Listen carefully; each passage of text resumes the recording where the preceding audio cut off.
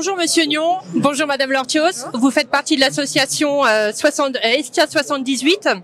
Est-ce que vous pouvez vous présenter et nous présenter votre association? Oui, bonjour, donc Gilles Nion, je suis directeur général d'Estia 78. Estia 78 est une association toute récente puisqu'elle est issue de la fusion de deux associations yvelinoises qui s'appelaient Altia Moldregali et Confiance Pierre Boulanger. Et aujourd'hui, nous sommes une association d'environ 350 salariés nous accompagnons à peu près 900 000 personnes en situation de handicap sur le territoire yvelinois. Alors nous avons démarré l'informatisation et la mise en place du DUI en 2017 environ, sur un petit périmètre de l'association. Et c'est suite à cette expérience qu'on a souhaité aller au-delà. Madame Lortios, vous êtes responsable qualité. Quelles ont été les grandes étapes de votre déploiement? Alors tout d'abord, on s'est rapproché d'une autre association, Fondation Élan Retrouvé, qui est située à Paris, pour pouvoir répondre à l'appel à projet. Donc je me suis rapprochée de la directrice générale adjointe, qui m'a aidé toutes les deux à répondre en fait au cahier des charges. Donc on a renseigné pas mal de documents, des fichiers Excel sur nos besoins, sur les compétences, sur voilà les modules qu'on souhaitait déployer.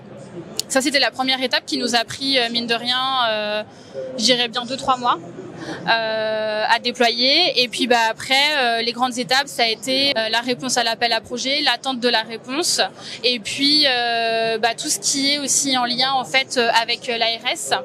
C'est-à-dire que tous les mois, en fait, on met en place un petit point d'étape. Où est-ce qu'on en est? Quelles sont les difficultés qu'on rencontre? Comment tout se passe? Est-ce que tout se déploie bien? Et est-ce qu'on respecte au final le planning et le cahier des charges de base? D'accord. Monsieur Nion, comment avez-vous accompagné vos équipes dans la conduite au changement? Alors, certains établissements utilisaient déjà le DUI, donc pour eux, c'était pas une difficulté.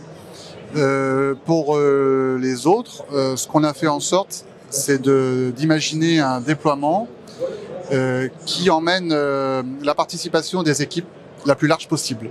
C'est-à-dire que les audits, ainsi que les paramétrages, puis les formations, sont adressés à un large panel de salariés, ce qui leur permet d'affiner finalement le paramétrage du DUI et que ça corresponde aux besoins de leur établissement.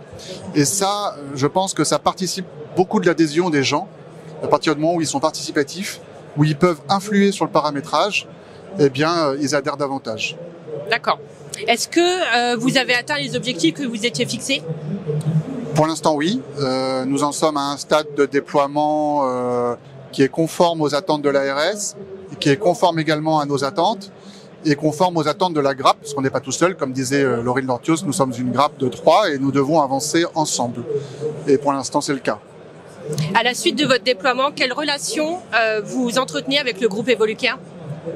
Nous entretenons d'excellentes relations avec Evolucare, auparavant avec Imago et depuis Evolucare, également avec Evolucare. Monsieur Nion, vous êtes inscrit dans le programme ESMS numérique. Quelle en est la raison? Alors, la principale raison, je dirais qu'elle est financière, puisque le programme ESMS numérique nous permet d'avoir des fonds tout à fait suffisants pour envisager le déploiement du DUI sur l'ensemble du périmètre associatif. Et puis, le deuxième effet positif de l'adhésion à ce programme ESMS numérique, c'est que ça nous a permis de travailler en grappe avec une autre association et d'échanger, de ne pas nous retrouver seuls dans le cadre de cette grappe. Et également, comme nous étions précurseurs sur la réponse à l'ESMS numérique, ça nous a permis d'être en lien avec l'ARS de façon importante. L'ARS ayant souhaité suivre notre projet pour comprendre comment nous allions mettre en place, puisqu'on était, c'était tout nouveau, y compris pour l'ARS, de passer par le RESA, etc. Et donc l'ARS a souhaité faire des points réguliers avec nous pour suivre notre déploiement et comprendre et pouvoir ensuite donner des conseils à d'autres sur la façon de déployer. Est-ce que vous avez fait appel à d'autres associations pour former cette grappe? Oui, on a fait appel à la Fondation Élan Retrouvé qui est située à Paris. En fait, c'était un des critères pour répondre à l'appel à projet. Il fallait un nombre d'établissements et nous, notre association Altia, Moldregali et Confiance Pierre Boulanger, qui ont fusionné au 1er janvier 2022, on remplissait pas ce critère-là. Et donc, on s'est rapproché effectivement de la Fondation Élan Retrouvé qui complète en plus de par le nombre d'établissements cet appel-là. Quels objectifs vous êtes fixés ? Alors, plusieurs objectifs. Tout d'abord, le respect de cahier des charges, le respect du planning, et puis forcément l'adhésion en fait des salariés et des directeurs sur cet appel à projet-là et le déploiement d'Imago pour que tout roule. Et vous en êtes où aujourd'hui ? Alors aujourd'hui, on a fini toutes les phases d'audit, donc tous les besoins ont été recensés. On a un calendrier forcément un peu partagé en fait sur tous les établissements d'Estia 78, donc tous les établissements ne sont pas au même stade. Dans tous les cas, tous les audits ont été réalisés, finalisés. Tous les temps de paramétrage sont en cours, quasiment finalisés, et puis on va terminer les formations d'ici septembre-octobre 2022 pour un déploiement vraiment final en décembre 2022. Monsieur Nion, que vous a apporté la mise en place du DUI dans vos établissements ?